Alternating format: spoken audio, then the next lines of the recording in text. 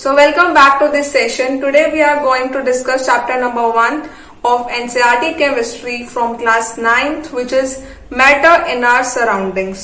Surroundings means हमारे आसपास, matter in our surroundings means जो हमारे आसपास जो मैटर प्रेजेंट है हमें उसके बारे में डिस्कस करना है. Okay, but what is matter? Matter है क्या? एनीथिंग विच ऑक्यूपाइज स्पेस, जिसका कुछ स्पेस होता है, और जो मास होता है जिसका कुछ, उसे हम क्या बोलते हैं? मैटर. स्पेस को जो कोई घेरे, जैसे मार्कर है, ये कुछ स्पेस ले रहा है, ठीक है, और उसका कुछ मास है, तो ये क्या है? मैटर है. Flask, grapes, the glass of water, the table, the chair, और ये जो बोर्ड है, ये क्या कर रहे हैं? स्पेस को घेर रहे हैं ना कुछ. These are occupying some space, और उनका कुछ मास भी है, तो क्या है? ये मैटर है. ठीक है. For example this glass of water, ये कुछ स्पेस को ऑक्यूपाई कर रहा है स्पेस को ऑक्यूपाई, और ऐसा कुछ मास है ना, तो ये क्या है? ये मैटर है. ठीक है. जैसे एयर है, ह्यूमन बींग्स हैं, ये सारे कौन सी कैटेगरी में आते हैं? क्या है? ये मैटर है. ठीक है. बट मैटर क्या चीजें नहीं है? The emotions that we are sharing. For example this is very angry, so this angry emotion is not matter. This is very happy, this emoji is very happy, so this happy emotion is not matter. ठीक है. The friendship that Ayush and Piyush are sharing is not matter. Okay, so हमने matter discuss कर लिया. क्या है matter? कि ऐसे कोई भी चीज जो स्पेस को घेर रही है और इसका कुछ मास है, उसे हमने क्या बोला है? मैटर बोला है. And the emotions like angry, happy, the friendship is not considered under as matter. ठीक है. तो अब हमें क्या बताना है कि जो मैटर है वो छोटे छोटे पार्टिकल से बना हुआ है. इससे पहले डिस्कस करते हैं कि जो हमारे एंशिएंट फिलोसफर्स थे, जो हमारे पुराने एंशिएंट फिलोसफर्स थे, उन्होंने क्या बोला? मैटर को क्या बोलते थे? वो पदार्थ बोलते थे. और उन्होंने बोला, मैटर को क्या बोला? पदार्थ बोला. और क्या कहा कि कोई भी लिविंग थिंग हो या नॉन लिविंग थिंग हो, वो पंच तत्व से मिलकर बनी है. वो क्या है पंच तत्व? अग्नि, वायु, जल, धरती और आकाश. ठीक है.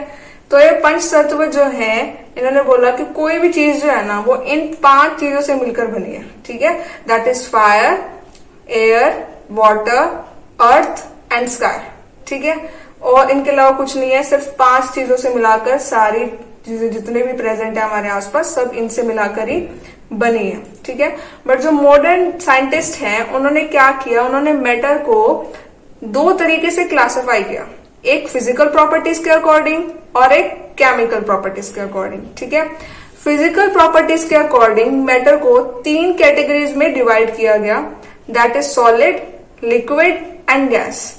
और केमिकल प्रॉपर्टीज के अकॉर्डिंग जो मैटर है उसको डिवाइड किया गया एलिमेंट्स, कंपाउंड एंड मिक्सचर्स. ठीक है. बट इस चैप्टर में हम सिर्फ फिजिकल प्रॉपर्टीज के बेसिस पे जो हमने डिस्ट्रीब्यूशन करी है, सॉलिड, लिक्विड एंड गैस, हम सिर्फ उसके बारे में डिस्कस करेंगे. ओके. एलिमेंट्स, कंपाउंड, मिक्सचर जो है वो अभी हम डिस्कस नहीं कर रहे हैं. इस चैप्टर में सिर्फ फिजिकल प्रॉपर्टीज को ही डिस्कस करने वाले हैं. ओके. सो मैटर जो है वो छोटे छोटे पार्टिकल से मिलकर बना हुआ है, और उन पार्टिकल्स का हमने नाम दिया atom. What is atom? Atom जो जिसे हम और ब्रेक नहीं कर सकते. Atom is the smallest particle, बस हम इसे और नहीं तोड़ सकते. तो मैटर जो है वो एटम से मिलकर बना है. ठीक है. Atom is the smallest thing जिसे हम और ज्यादा तोड़ नहीं सकते टुकड़ों में. ठीक है. तो मैटर छोटे छोटे पार्टिकल से मिलकर बना होता है. उन पार्टिकल्स का क्या नाम है? एटम. ठीक है. पर ये मैटर जो है वो एटम से मिलकर बना हुआ है. इसका क्या प्रूफ है? इसके प्रूफ के लिए हम ले लेते हैं एक ग्लास ऑफ वाटर. इसके अंदर अगर मैं थोड़ा सा टर्मरिक अगर मिलाऊं तो क्या हो गया? ये पूरे ग्लास के अंदर कलर आया. ये टर्मरिक गया कहाँ? आप चेक कर सकते हो. इसके छोटे छोटे पार्टिकल्स जो हैं वो वाटर के जो मॉलिक्यूल्स थे उसके बीच में जो स्पेस प्रेजेंट था वहां चले गए. ठीक है. तो इससे क्या पता लगता है कि ये जो टर्मरिक था वो छोटे छोटे पार्टिकल से मिलकर बना हुआ है. तभी तो उसके पार्टिकल्स पूरे वाटर में मिक्स हो गए ना. ठीक है, तो इससे हम ये प्रूव कर कह सकते हैं कि जो मैटर है वो छोटे छोटे पार्टिकल से मिलकर बना हुआ है। ठीक है, इसका आप एक और एग्जांपल ले सकते हो।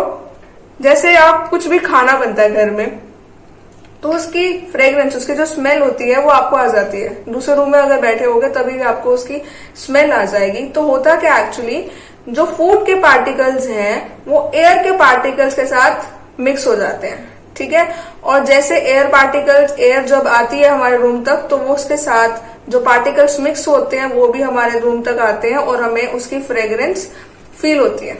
ठीक है, तो ये सब कैसे पॉसिबल है? ये सब पॉसिबल क्यों हो पा रहा है? क्योंकि matter is made up of small particles, छोटे छोटे पार्टिकल से मिलकर बना है, तभी तो वो पार्टिकल्स मिक्स हो पा रहे हैं। अगर पार्टिकल से ही मिलकर नहीं बना होता तो वो मिक्सअप कैसे होते एयर के पार्टिकल्स के साथ। ठीक है, तो ये कुछ एग्जाम्पल्स हैं जो कि शो करते हैं that matter is made up of particles. ठीक है, और ये जो पार्टिकल्स हैं इनकी जो जिगजैग मूवमेंट है ना, इसे हम क्या बोलते हैं? Brownian motion. ठीक है, the zigzag movement of particles is said to be Brownian motion. Zigzag movement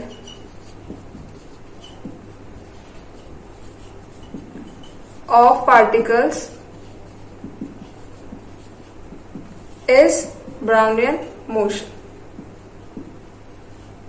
ठीक है, अब इसे कैसे समझें?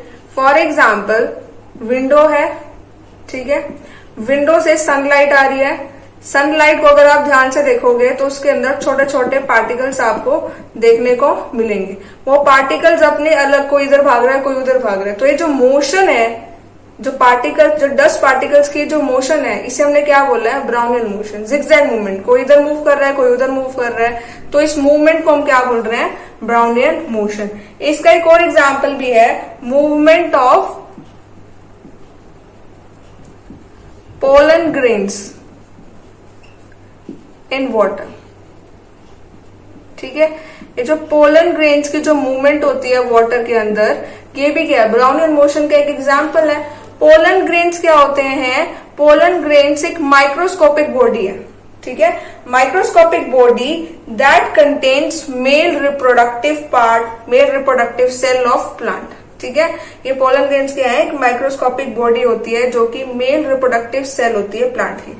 ठीक है, तो ये जो पोलन ग्रेन्स का जो एग्जांपल है, मूवमेंट जो है वाटर के अंदर, ये भी क्या शो कर रही है? ब्राउनियन मोशन का ये एक एग्जांपल है। ठीक है, so what is, simple words में क्या है Brownian motion? Zigzag movement of particles. ठीक है, तो सिंपल सी डेफिनेशन है ब्राउनियन मोशन की, the zigzag movement of particles is Brownian motion. और इन सब चीजों से हम क्या कंक्लूड कर रहे हैं कि मैटर जो है वो पार्टिकल से बना हुआ है।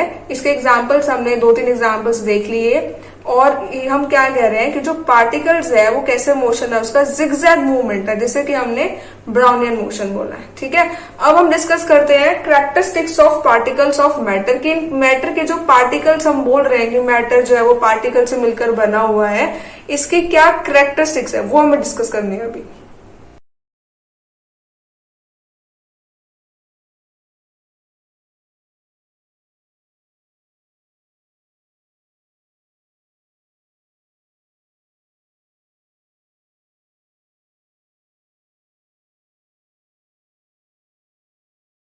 सो the characteristics of particles of matter, matter के पार्टिकल्स की कुछ खास बातें, कैरेक्टरिस्टिक्स।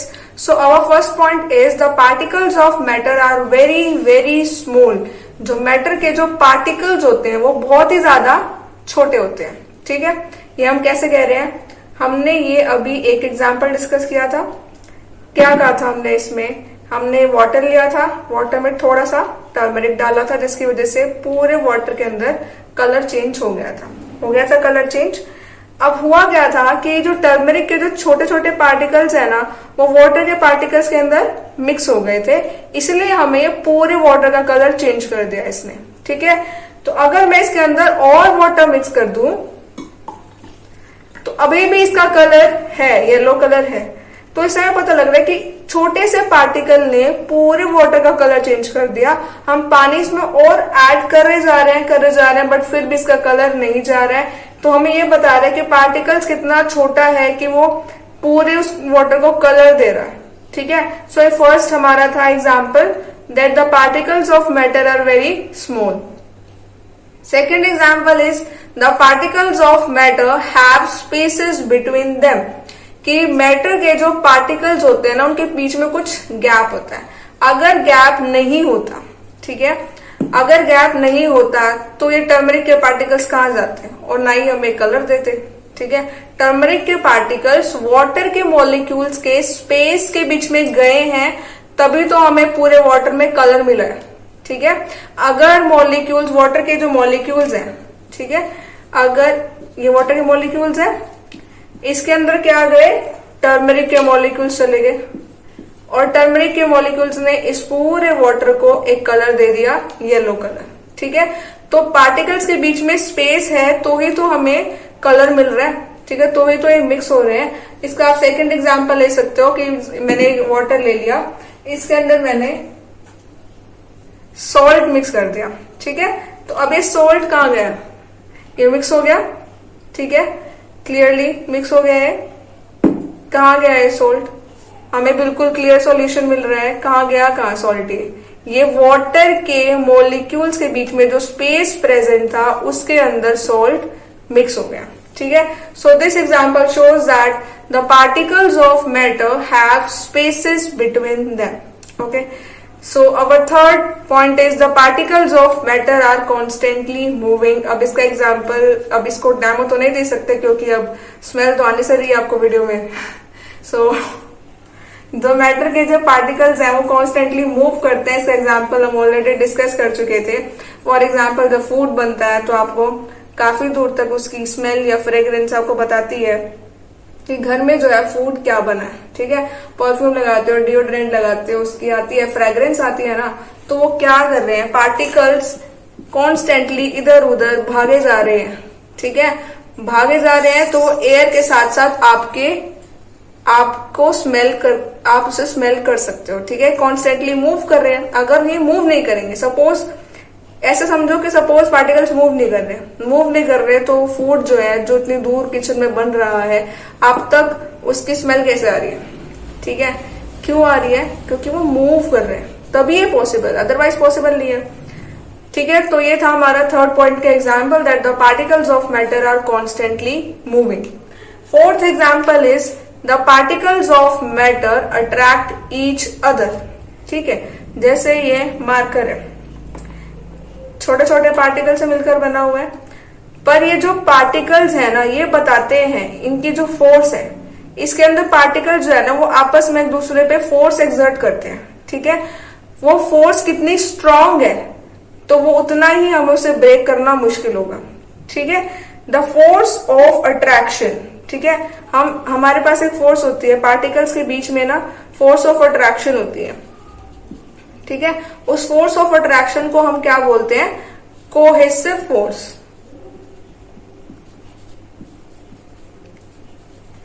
अब ये जो कोहेसिव फोर्स है, जिस मैटर में जितनी ज्यादा होगी वो मैटर उतना ही स्ट्रांग होगा, ठीक है। जितनी ज्यादा ये कोहेसिव फोर्स होगी उतना ही ज्यादा मैटर स्ट्रांग होगा। फॉर एग्जाम्पल, अगर ये चौक है, ठीक है, दिस इज चौक, अगर मैं इस चौक को ब्रेक कर दूं, अगर ये हमारे पास चौक है तो मैं इस चौक को अगर ब्रेक कर दूं, इजीली ब्रेक हो जाएगा, क्यों हो रहा है ब्रेक ये, क्योंकि इसके बीच में जो फोर्स ऑफ अट्रैक्शन, जो पार्टिकल्स थे उनकी जो फोर्स ऑफ अट्रैक्शन थी वो बहुत ही वीक थी, इसलिए बहुत इजीली ब्रेक हो गया है, ठीक है। ऑन द अदर हैंड, अगर मैं ये क्यूब ले लूं, ठीक है, तो क्यूब को तोड़ना चौक के कंपैरेटिवली थोड़ा सा मुश्किल हो जाएगा, टूट ये भी जाएगा बट थोड़ा सा मुश्किल होगा, क्योंकि इसके जो पार्टिकल्स की फोर्स ऑफ अट्रैक्शन है वो चौक के पार्टिकल्स से थोड़ी सी ज्यादा स्ट्रांग है, ज्यादा फोर्स ऑफ अट्रैक्शन है, दैट मीन्स कोहेसिव फोर्स जो है वो ज्यादा है, ठीक है। और अगर मैं ये वाटर ले लूं तो मैं इसमें इजीली अपना हैंड मूव कर सकती हूँ, जो कि शो करता है कि जो वाटर के जो पार्टिकल्स हैं वो बहुत ही, उसमें जो फोर्स ऑफ अट्रैक्शन है वो बहुत ही कम है, इसलिए मैं अपना जो हैंड है वो इजीली मूव कर पा रही हूँ इसमें। बट क्यूब में तो मैं अपना हैंड नहीं मूव कर सकती, कैसे मूव करूंगी, ठीक है। So this shows that the particles of matter attract each other, और ये जो प्रॉपर्टी है इसका नाम क्या है, कोहेसिव फोर्स। ये कोहेसिव फोर्स जितनी ज्यादा स्ट्रॉन्ग होगी उतने ही ज्यादा मैटर जो है वो स्ट्रॉन्ग होगा। फॉर एग्जाम्पल अगर आयरन है तो उसको ब्रेक करना ज्यादा मुश्किल है, ठीक है। अगर हम एक ही पार्टिकल्स के, एक ही सब्सटेंस, जैसे आयरन ले लिया मैंने, ठीक है, अगर मैं आयरन के पार्टिकल्स की बात कर रही हूं और उसके पार्टिकल्स के बीच में जो फोर्स है उसकी बात कर रही हूं, तो मैं क्या टर्म यूज करती हूँ, cohesive force, cohesive force. But अगर मैंने दो अलग अलग पार्टिकल्स ले लिए और दोनों अलग अलग पार्टिकल्स को मैं उनके इकट्ठे फोर्स ऑफ अट्रैक्शन की बात कर रही हूँ, मतलब अगर मेरे सब्सटेंस अलग अलग हैं तो जो फोर्स होती है वो क्या होती है, एडहेसिव फोर्स, ठीक है, एडहेसिव फोर्स।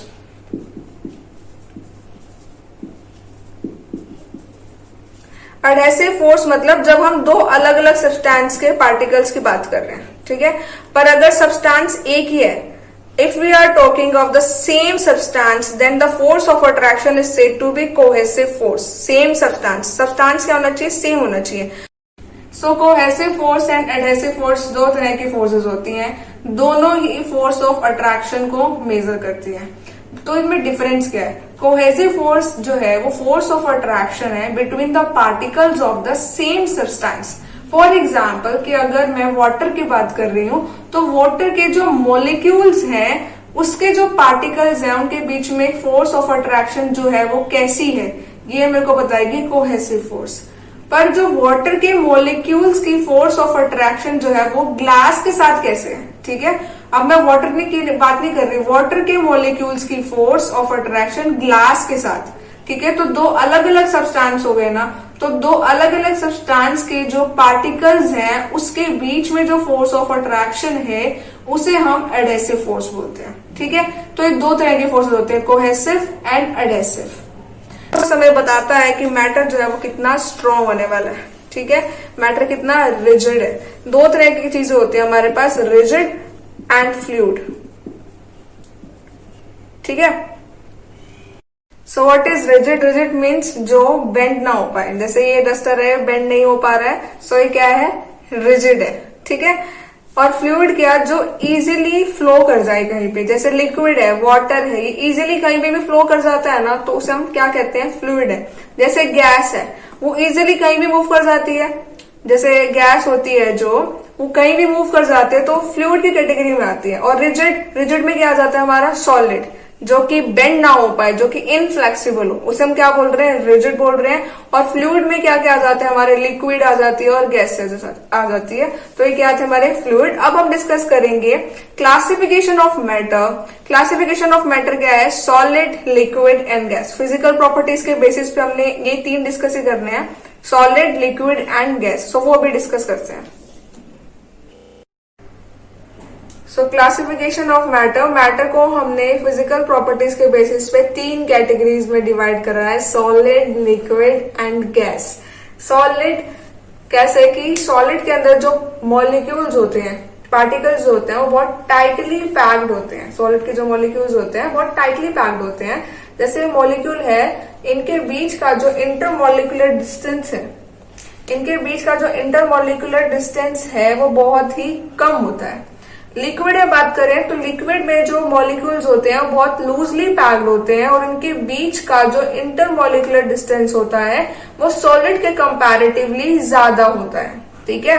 गैसेस में जो पार्टिकल, जो मॉलिक्यूल्स होते हैं वो और भी लूज होते हैं, पैक्ड, ठीक है, इसलिए उनके बीच का जो इंटरमॉलिक्यूलर डिस्टेंस होता है वो और भी ज्यादा होता है, ठीक है। और इन्हीं की वजह से हम इनके बीच में डिफरेंस कर पाते हैं कि सॉलिड, लिक्विड और गैस के अंदर क्या डिफरेंसेस हैं, ठीक है। So first point is solids have fixed shape and a fixed volume. Solid की जो शेप होती है वो फिक्स रहती है और वॉल्यूम भी फिक्स ही रहता है। जैसे मार्कर है, इसकी शेप ये फिक्स ही रहेगी और इसका जो वॉल्यूम है वो भी फिक्स रहने वाला है। तो solid have fixed shape and a fixed volume. Next point liquid का क्या है, liquids have a fixed volume but they have not fixed shape, fixed volume, ठीक है, मतलब अगर आपके पास हाफ ग्लास ऑफ वाटर है तो वो हाफ ग्लास ऑफ वाटर ही रहेगा ना, ज्यादा तो हो नहीं जाएगा ऑटोमेटिकली, वो उतना ही रहेगा, तो fixed volume. But they have not fix shape, पर उनकी शेप जो है वो फिक्स नहीं है। आप जिस भी कंटेनर में डालोगे उसकी शेप ले लेगा, अगर ग्लास में डालोगे तो ग्लास की शेप लेगा, केटल में डालोगे तो केटल की शेप लेगा, किसी भी वेसल में डालोगे तो वो उसी की शेप ले लेगा। तो liquids do not have fixed shape but have fixed volume, ठीक है। अब जितना लिक्विड डालोगे उस कंटेनर में उतना ही तो लिक्विड रहेगा ना, उससे ज्यादा तो लिक्विड होने से ना। So liquids have a fixed volume but they have not fixed shape. Okay, so gases पे आते हैं। Gases have neither fixed volume nor fixed shape, ठीक है। नाइदर फिक्स्ड वॉल्यूम को कैसे समझे? बलून है, ठीक है, बलून को आपने इसको फिल करा गैस से तो क्या हुआ, इसका राउंड शेप आया। फिर आपने उसी बैलून को फिल किया तो उसका लॉन्ग शेप आया, ठीक है। बलून तो वही था ना, उसको अब जब आपने फिल करा तो उसकी अलग अलग शेप आई, ठीक है। तो आप इसकी जो गैस होगी ना वो अलग होगी, इसकी गैस अलग होगी अमाउंट में, ठीक है। तो गैस की ना फिक्स्ड वॉल्यूम नहीं रहती है, जिस भी केटल में डालते हो जितना उसका होता है स्पेस उतनी ही उसकी वॉल्यूम हो जाती है, ठीक है। एंड नॉट फिक्स शेप, ना ही उसकी कोई शेप फिक्स रहती है। बलून की कोई शेप फिक्स है क्या? नहीं है शेप फिक्स। एंड केटल में डालो, केटल की शेप में हो जाएगी गैस, किसी भी वेसल में डालने वाले हो तो उसी की शेप आने वाली है। और नाइदर फिक्स्ड वॉल्यूम, जैसे बलून है, बलून को आप डिफरेंट शेप्स में उसको कर सकते हो फिल बलून को। तो आप जब उनकी गैसेस चेक करोगे तो गैसेस का जो वॉल्यूम होगा ना वो उसी एक बलून में अगर आप 2 बार फिल करो ना तो गैसेस का वॉल्यूम भी ना अलग अलग होगा, ठीक है। तो इससे हम कहते हैं gases have neither fixed volume nor fixed shape, ना तो उनका वॉल्यूम फिक्स रहता है ना ही उनकी शेप फिक्स रहती है, ठीक है। सो नेक्स्ट पॉइंट पे आते हैं। Solid can not be compressed much, solid को हम कंप्रेस नहीं कर सकते ज्यादा। For example this is solid ना, तो आप इसको कंप्रेस करो, हो रहा है कंप्रेस? ये नहीं हो रहा कंप्रेस, ठीक है। पर कुछ सॉलिड्स ऐसे होते हैं जो थोड़ा बहुत कंप्रेस हो जाते हैं, ठीक है। तो वो डिपेंड करता है कि वो किस टाइप का सॉलिड है। अब एक क्वेश्चन अराइज होता है कि जैसे रबर बैंड है, हेयर बैंड है, उससे वो स्ट्रेच हो जाते हैं ना, तो उसको हम सॉलिड में कैसे कंसिडर कर रहे हैं, क्योंकि वो तो स्ट्रेच हो रहे हैं। पर वो स्ट्रेच होने के बाद, वो स्ट्रेच जब हो रहे हैं हम उस पर फोर्स लगा रहे हैं ना, तभी वो स्ट्रेच हो रहे हैं, ठीक है। और जैसे ही हम अपनी फोर्स हटाते हैं तो वापस वो अपनी शेप में आ जाते हैं, ठीक है। तो इसलिए हम उन्हें सॉलिड में कंसिडर करते हैं, क्योंकि जब तक हम उस पर फोर्स नहीं लगा रहे तब तक तो उसकी शेप फिक्स्ड है ना, तब तक वो कंप्रेस नहीं हो रहे। जब हम फोर्स लगा रहे हैं तभी तो उसकी शेप चेंज हो रही है ना, तो इसलिए हम उसको रबर को सॉलिड के अंदर कंसीडर करते हैं। Okay, next is liquids can not be compressed much. Liquids जो है वो उन्हें ज्यादा हम कंप्रेस नहीं कर सकते, बट हाँ सॉलिड से अगर कंपेयर करें तो ज्यादा कंप्रेस हो सकते हैं, ठीक है। गैस जो है वो इजीली कंप्रेस हो जाती है, ठीक है। गैस को आप कंप्रेस करके देखो, वो इजीली कंप्रेस हो जाएगी ना। जैसे gases can be compressed easily, इसका एग्जांपल है सिलेंडर्स में आप कितनी सारी गैस फिल कर लेते हो, ठीक है। वो इसलिए कर पाते हो क्योंकि उसकी प्रॉपर्टी है that gases can be compressed easily. Cylinders में हम एलपीजी वगैरह स्टोर करते हैं ना, तो gases can be compressed easily. So next point is solid have high densities. Density का मतलब क्या होता है? मास अपॉन वॉल्यूम, ठीक है। कि मतलब इतने से वॉल्यूम में उसके कितने मॉलिक्यूल्स आ रहे हैं, ठीक है। मैंने बोला कि सॉलिड के मॉलिक्यूल्स बहुत ही टाइटली पैक्ड होते हैं, तो आप थोड़े से वॉल्यूम की बात करोगे तो उसमें बहुत ज्यादा मॉलिक्यूल्स आ जाएंगे, ठीक है। तो इसलिए इसकी डेंसिटी भी क्या होगी? ज्यादा होगी। लिक्विड की बात करें तो अगर मैं इतने वॉल्यूम की बात कर रही हूँ, उसमें सॉलिड में जितने मॉलिक्यूल्स आए थे उतने तो मॉलिक्यूल्स नहीं आ पाएंगे, क्योंकि मॉलिक्यूल तो है वो खुले लूज लेना बहुत, इसमें तो बहुत टाइटली थे, तो उसमें बहुत इतने से वॉल्यूम की हमने बात करी तो बहुत सारे मॉलिक्यूल्स आ गए। बट लिक्विड की हम बात कर रहे हैं तो हम इतने से वॉल्यूम की बात कर रहे हैं, तो क्योंकि मॉलिक्यूल्स बहुत ही दूर दूर हैं, लूजली हैं, तो उसमें कम मॉलिक्यूल्स आएंगे।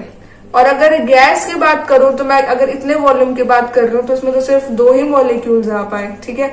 तो इसमें जो डेंसिटी है वो और भी कम है, ठीक है।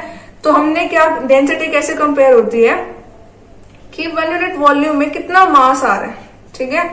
तो solids have high density. Density का मतलब कि कोई चीज कितनी ठोस है, that is density. Solids have high density, क्योंकि अगर हम इतनी सी वॉल्यूम की बात करें तो उसमें बहुत ज्यादा मॉलिक्यूल्स आ जाते हैं, मॉलिक्यूल्स का स्पेस क्योंकि कम होता है इसलिए। Liquids have moderate to high density, moderate मतलब मीडियम से लेकर हाई डेंसिटी हो सकती है, डिपेंड करता है कि इतने से वॉल्यूम में कितने मॉलिक्यूल्स हमारे आ रहे हैं, that is mass upon volume, ये फॉर्मूला होता है डेंसिटी का। उसके बाद हम बात करते हैं गैसेस की। Gases have very low density, क्यों? क्योंकि उसके मॉलिक्यूल्स बहुत ही लूजली पैक्ड हैं, ठीक है। तो हम देखो सारे डिफरेंसेस इसी चीज पे हम डिफरेंशिएट कर पा रहे हैं कि उसके मॉलिक्यूल्स टाइटली पैक्ड है, इसके मॉलिक्यूल्स लूजली पैक्ड है, गैसेस के और भी लूजली है, ठीक है। तो next point is solids do not fill their container completely. आप जितना डालोगे एक कंटेनर में, जितना आप सोल्ट डालोगे वो सोल्ट उतना ही रहेगा, वो पूरे कंटेनर को तो भर नहीं देगा ना, ठीक है। तो solid do not fill their container completely, ठीक है। ऐसे ही लिक्विड आप जितना कंटेनर में डालोगे वो उतना ही रहने वाला है, सो पूरे कंटेनर को तो वो फिल नहीं करने वाला, सो इसलिए liquids do not fill their container completely. Next is gases fill their container completely. अगर बॉटल है उसमें थोड़ी सी गैस है, वो गैस जो है ना वो पूरी बॉटल में फैल जाती है, ठीक है, तो पूरे कंटेनर को वो भर देती है। So gases fill their container completely, okay. Next is solids do not flow. Solids flow नहीं कर पाते। ये फ्लो कर रहा है क्या? एक जगह पे तो पड़ा है, ये नहीं कर रहा flow, so solids do not flow. Liquids flow easily. अभी यहाँ पे वाटर थ्रो कर दो, वाटर पूरे बोर्ड पे फैल जाएगा, तो क्या आया? Liquids flow easily. Gases flow easily, gases और भी इजिली फ्लो कर सकती हैं। इसका एग्जाम्पल कि हमारे घर में जो एयर है वो पूरे हमारे होम में फैली हुई है ना एयर, क्यों हुआ है? क्योंकि गैसेस फ्लो कर रही है ना, गैसेस के जो पार्टिकल्स हैं वो बहुत ही दूर दूर है, वो इजिली फ्लो कर पा रहे हैं, ठीक है। तो जो पार्टिकल्स की जो मूवमेंट है हम किसके बेसिस पे देते हैं? Kinetic energy.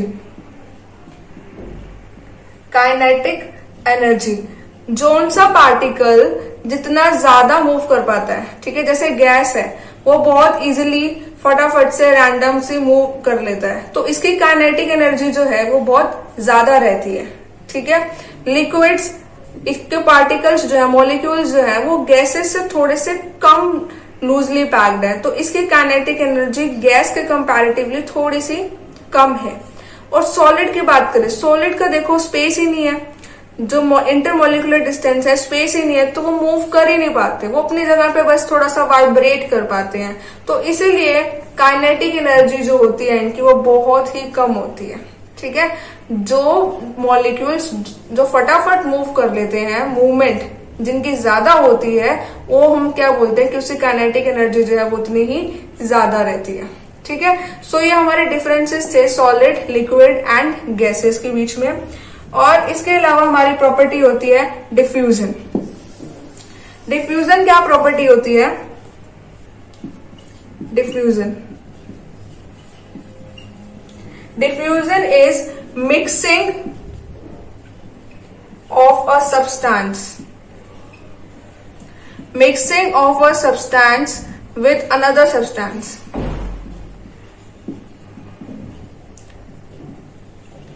With another substance is said to be diffusion. कि वो सब्सटेंस किसी दूसरे सब्सटेंस में कितना मिक्स हो रहा है उसे हम डिफ्यूजन बोलते हैं, ठीक है। जैसे फूड की जो फ्रेग्रेंस है, फूड के जो पार्टिकल्स थे वो एयर के पार्टिकल्स के साथ मिक्स हो गए फटाफट से, तो वो क्या है कि क्या प्रॉपर्टी है ये? डिफ्यूजन। हम इसे ही डिफ्यूजन बोलते हैं, ठीक है। तो जो डिफ्यूजन है वो एयर में बहुत ही फास्टली हो जाती है, ठीक है। फूड की फ्रेग्रेंस हमें बहुत ही जल्दी आ जाती है जब वो कुक होता है, तो जो डिफ्यूजन है वो गैसेस में सबसे फास्ट हो जाता है, ठीक है। ऐसा नहीं है कि सॉलिड में डिफ्यूजन नहीं होता, सॉलिड में भी डिफ्यूजन हो जाता है। कैसे? कि जो मैंने जैसे व्हाइट बोर्ड पे जो राइट किया हुआ है, अगर ये कुछ टाइम तक ये ऐसा ही लिखा रहे तो आपको रब करने में थोड़ी सी मुश्किल होगी, क्योंकि ये जो पार्टिकल्स थे इनके, वो बोर्ड के पार्टिकल्स के साथ मिक्सअप होना थोड़ा सा स्टार्ट हो गए थे। तो ये जो मिक्सिंग है सब्सटेंस की दूसरे सब्सटेंस के साथ, इसे हम क्या बोलते हैं? डिफ्यूजन। और ये जो डिफ्यूजन है वो गैस में सबसे ज्यादा होता है, सबसे फास्टली हो जाता है, लिक्विड्स में थोड़ा कम होता है। जैसे लिक्विड में आप दो लिक्विड्स को मिला दो तो वो क्या मिल जाएंगे ना, लिक्विड्स मिक्स हो जाएंगे, तो क्या है डिफ्यूजन है। ठीक है, सॉलिड का मैंने अभी एग्जांपल दिया व्हाइट बोर्ड पे, जैसे हमने लिखा है, अगर आप कुछ टाइम बाद रब करोगे तो इसके पार्टिकल्स इसके साथ मिक्सअप होना स्टार्ट हो जाएंगे, दैट्स वाई हमें रब करने में थोड़ा सा देरी लगेगी। ठीक है, so it's are diffusion, that is mixing of a substance with another substance is said to be diffusion. Okay, so this is the part 1 of chapter 1 chemistry. Next we will discuss evaporation and हम solid से liquid में change of states कैसे करते हैं, solid से liquid में कैसे जाएंगे, liquid से gases में कैसे जाएंगे, ये सब हम next part में discuss करने वाले हैं। Till then if you find it useful please like it, share it and subscribe it. Thank you so much.